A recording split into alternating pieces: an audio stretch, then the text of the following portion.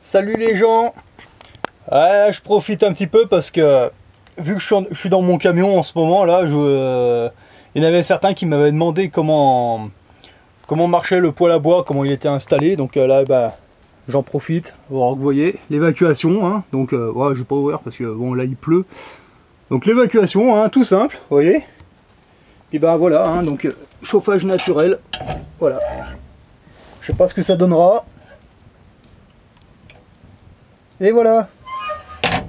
Bon, je laisse pas trop longtemps ouvert parce que après ça va faire de la fumée partout. Mais bon, voilà en gros, hein, ça chauffe bien, hein, y a vraiment aucun problème, hein, vous voyez. Attendez, je sais pas si on va voir. Voilà, 25 degrés.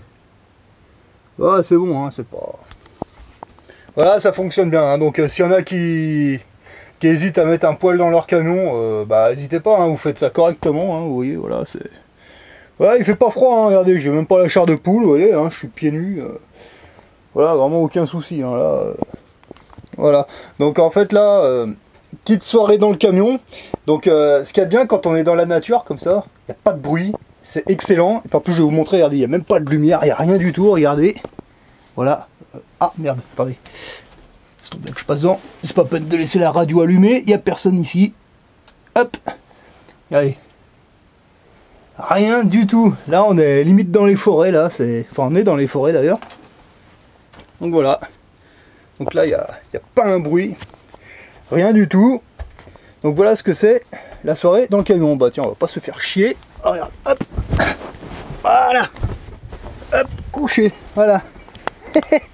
Voilà, regardez, on est pas bien là, franchement. Et là, c'est comme à la maison, hein. Regardez. Voilà, qu'est-ce que vous voulez de plus? Franchement.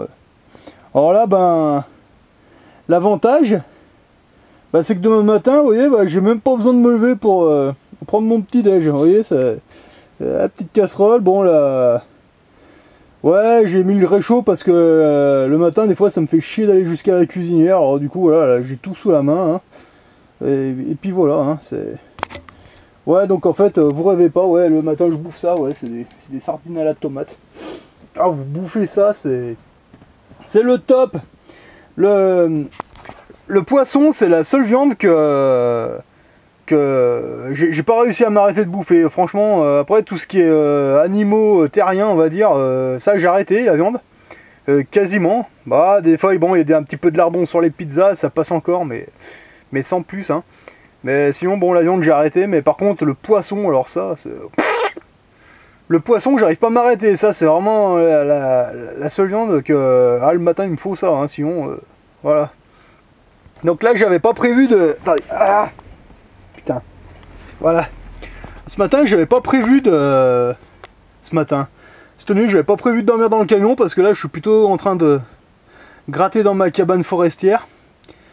Puis ben, il se trouve que là, j'ai mis un produit, en fait, je suis en train de traiter le bois à l'intérieur. Puis bah, bon bah le temps que ça sèche et puis bon c'était pas une odeur super agréable.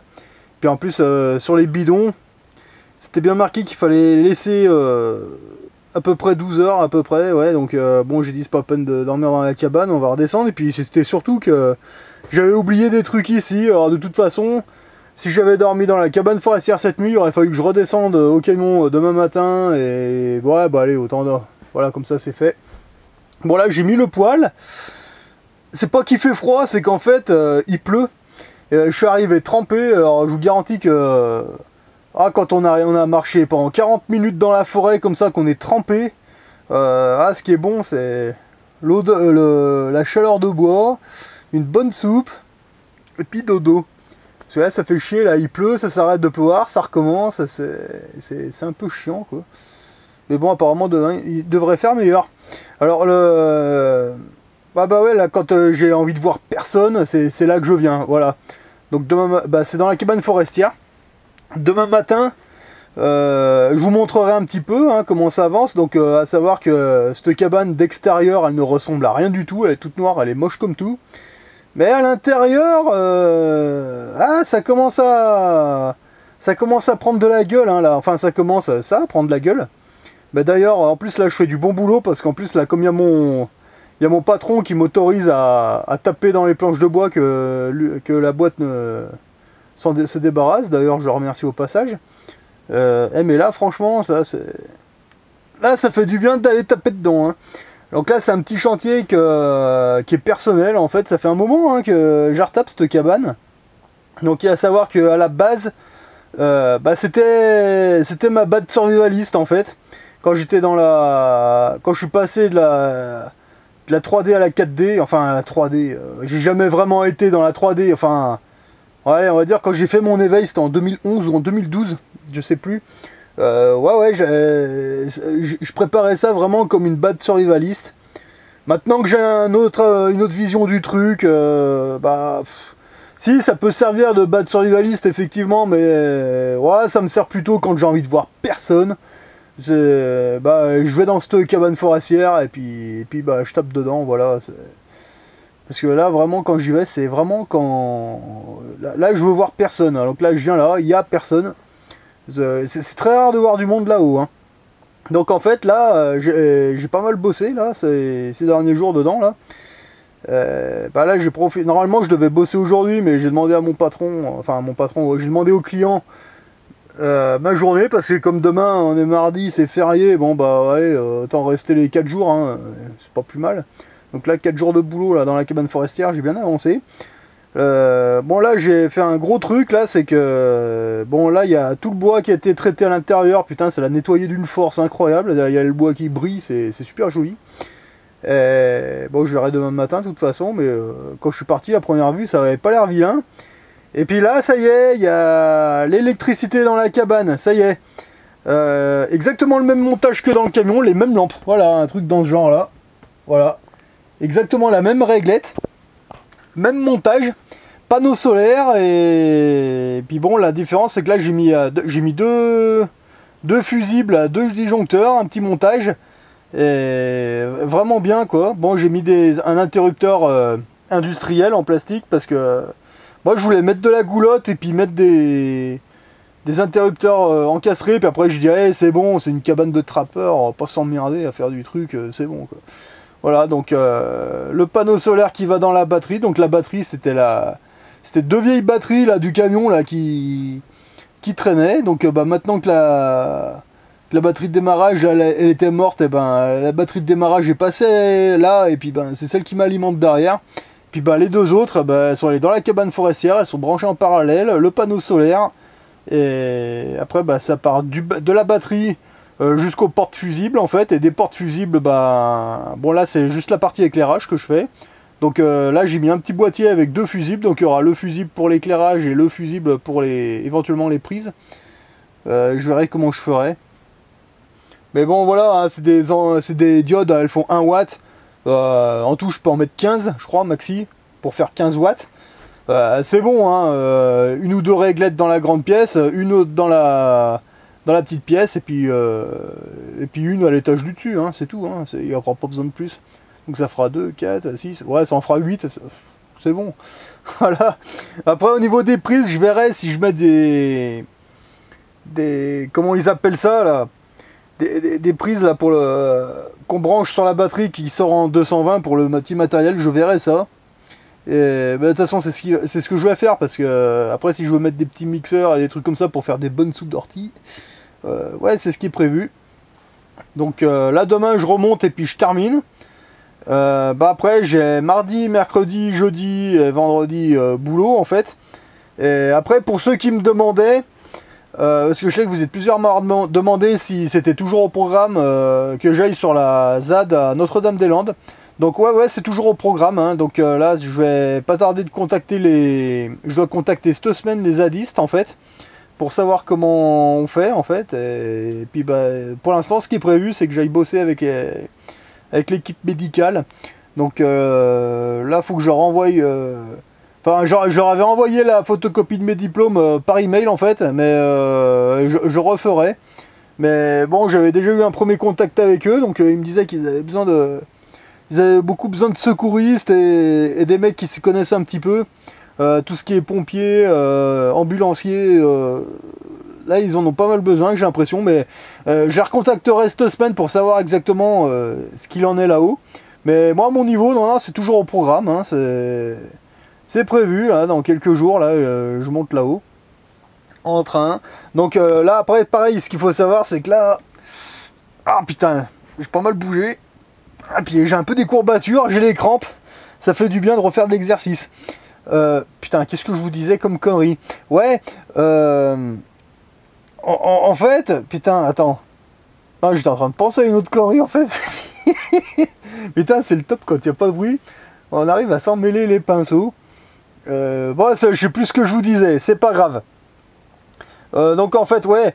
Donc sur cette ZAD, je vais y aller, en fait, c'est prévu. Par contre, avant, ben oui, ben je règle mes affaires et ça, on verra après.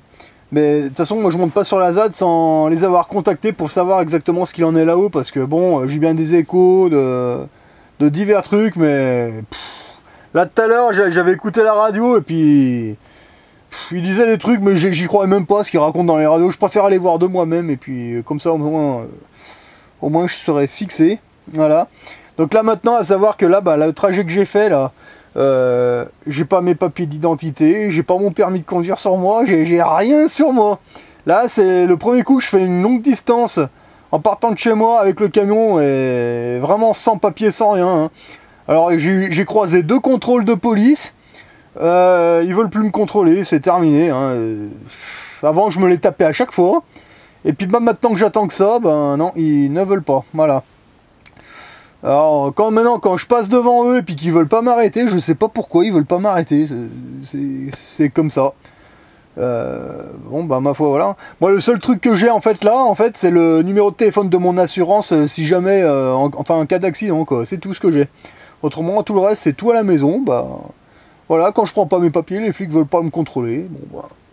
Mais je sais pas pourquoi les flics ils me contrôlent plus. Hein.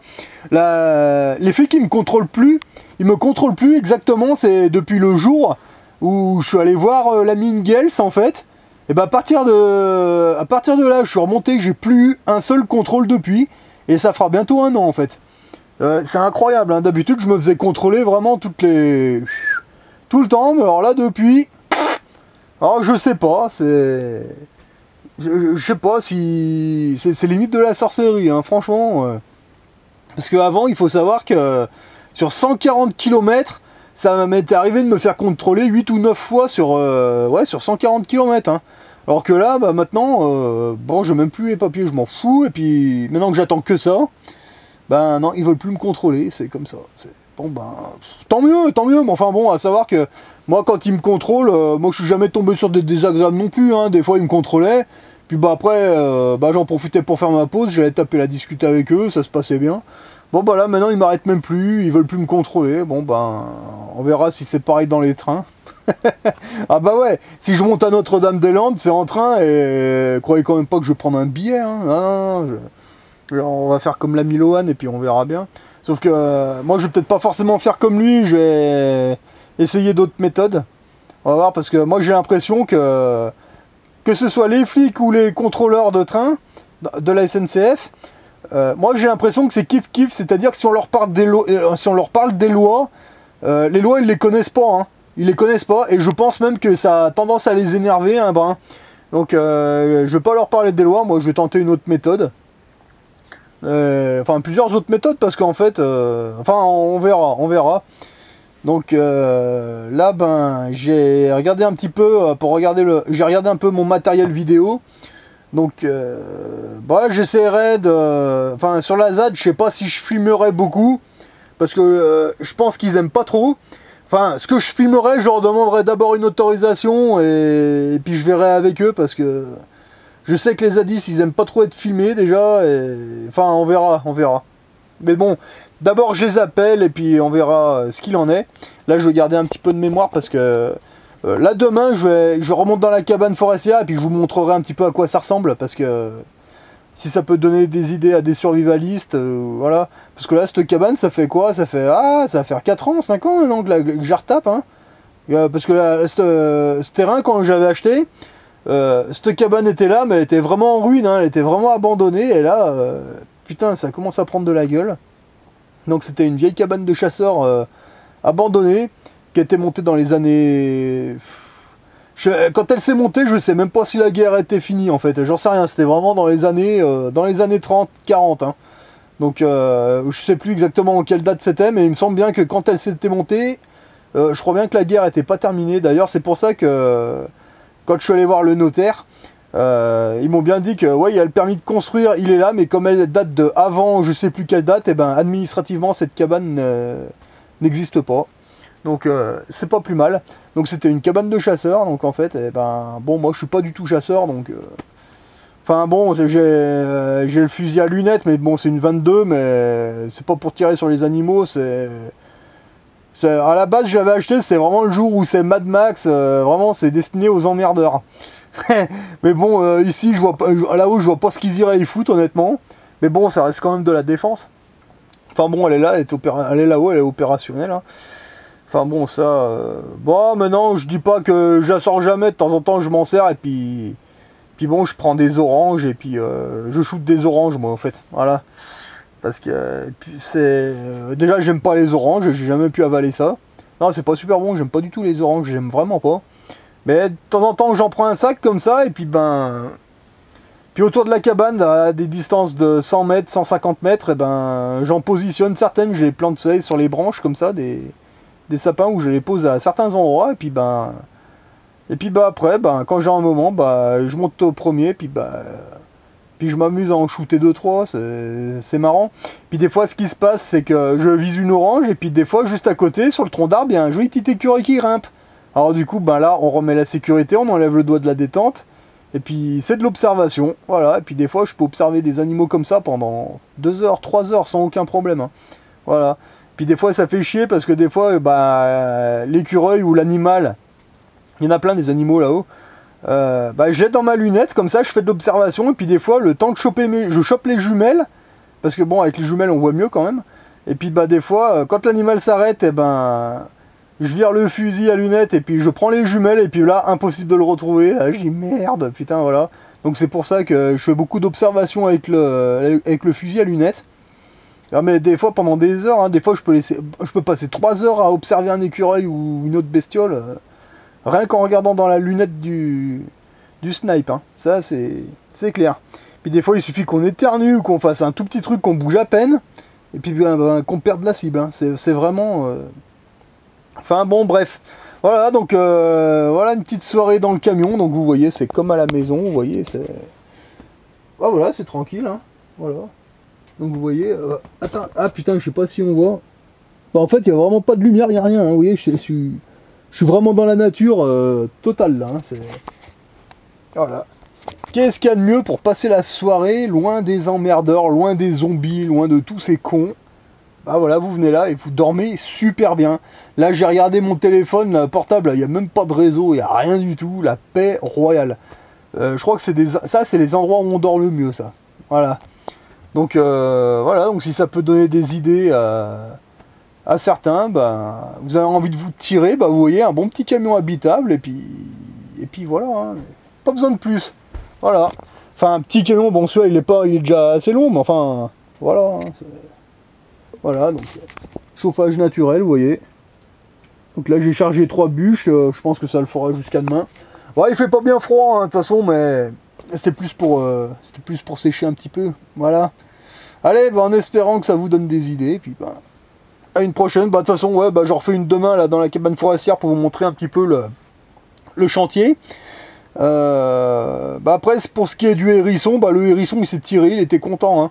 Franchement, bah là c'était ce matin là dans la cabane, là, il est repassé me dire bonjour en fait. Non mais hallucinant, hein. Le hérisson il est repassé me dire bonjour, et puis après il est reparti, voilà.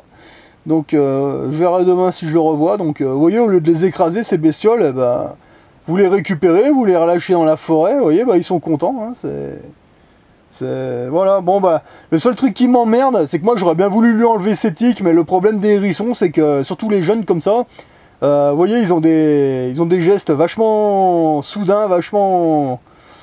le problème, c'est que s'il fait un mouvement comme ça pendant que je tue une tique, moi je risquais de faire mal au hérisson, donc... bon, bah tant pis, hein, je regarderai sur internet comment on peut leur enlever sans leur faire mal. Les hérissons adultes, on peut leur enlever sans problème, ils n'ont pas de mouvement brusque. Mais le problème, c'est que les jeunes hérissons comme ça, ils ont des mouvements très brusques et très imprévisibles. Et puis ben ouais voilà, je voulais pas lui faire mal, j'ai pas tenté. Donc voilà. Donc là je regarderai sur internet, ouais, voir comment on peut les enlever là, sans leur faire de mal. Ouais, il y a sûrement une méthode toute con, mais pour un hérisson adulte c'est facile à enlever, mais pour un jeune hérisson comme ça qui est... Non là j'ai pas tenté le coup, pas lui faire mal. Enfin bref, je garde un petit peu de mémoire pour demain. Puis ben voilà, ben, en espérant que ça vous donne des idées, hein. Ceux qui veulent se tirer un peu de la population, vous voyez, il n'y a pas besoin d'aller bien loin en général, et puis voilà, juste dans les montagnes, dans la forêt, là, et puis voilà, on est bien. Voilà. Comme à la maison, pareil. Allez, bonne soirée tout le monde, et puis à demain. Voilà. Putain, regardez comme on est bien là. Vous arrivez à le faire ça, regardez. Il me manque plus que les palmes au niveau des pieds là, ouais, puis... Allez, bon, allez, c'est pas le tout de ça de dire des conneries, hein.